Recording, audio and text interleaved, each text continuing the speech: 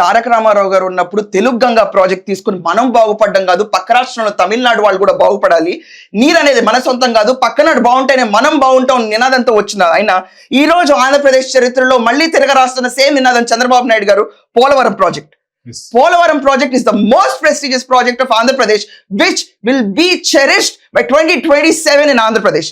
Andhra Pradesh సస్యశ్యామలంగా ఉంటాయని projects నిర్మించారు. If you look into the third generation Nara Lokesh garu, he is most adaptive person than Chandrababu Naidu garu. If you look into it, ఫాదరా సన్నా అంటే ఇద్దరులో ఎవరు కంపీట్ అయితే ఎవరు ఫస్ట్ వస్తారో చెప్పలేరు. కానీ 2047 విజన్ ఏదైతే వ్యూహరచన చేసిన మన కర్త కర్మ క్రియ అయిన చంద్రబాబు నాయుడు గారు వ్యూహరచన చేసిన 2047 విజన్ ని I'm pretty sure Telugu Desam party under Lokesh or even if God wills under the guidance of Nara Chandrababu Naidu Swarnandhra Pradesh రాసుకోబోతుందండి ఇంకా.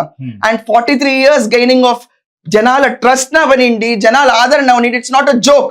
రాజమండ్రి జైలు నుంచి ఆయన విజయవాడ గన్నవరం ఎయిర్పోర్ట్ వచ్చేదాకా నుంచిన ప్రతి ఒక్కరికి రుణపడిపోయి, నేను రుణపడ్డాను ఆంధ్రప్రదేశ్ కన్నా మొట్టమొదటి పొలిటీషియన్ ఈయన. ఇలాంటి తెలుగుదేశం పార్టీ ఉన్నంత కాలం Andhra Pradesh is in a very safe hand. అందుకని ఇప్పుడు